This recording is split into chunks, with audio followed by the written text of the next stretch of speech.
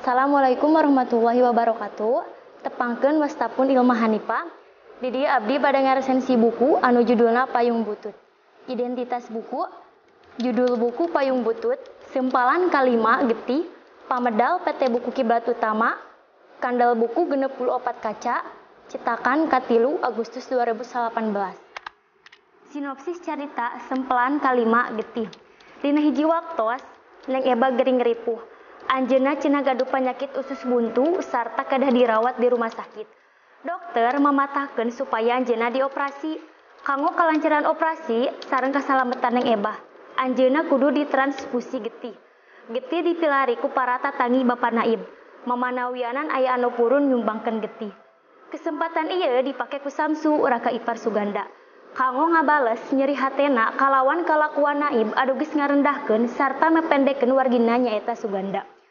Samsu ngomong yen anjeunna sanes embung nulungan Neng Eba tapi bisa teu getih rakyat hijikeun jeung getih ningrat.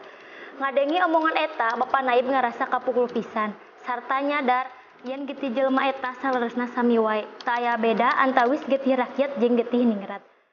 Dina wanci anu kritis eta, Bapak Naib nyatakeun pengakuanna yen masalah getih sarta turunan eta lain ukuran luhur pendekna kamuliaan jelema.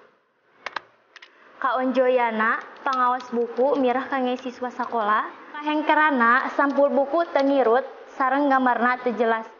Kacindekana ulah meunteun jalmi dina rupa sapertos Bapak Naib ka Suganda. Sakitu anu dipikahatur. Wassalamualaikum warahmatullahi wabarakatuh. Shoes on, get up in the morning, cup of milk, let's rock and roll. King Kong, kick the drum, rolling on like a rolling stone. Sing song when I'm walking home, jump up to the top of the road. Ding dong, got me on my phone, nice tea, and I get my ping pong. Hey, this is getting heavy, can't hear the bass boom, I'm ready. Kacindekana ulah Sakit anu dipikahartos. Wassalamualaikum warahmatullahi wabarakatuh. Enak atuh.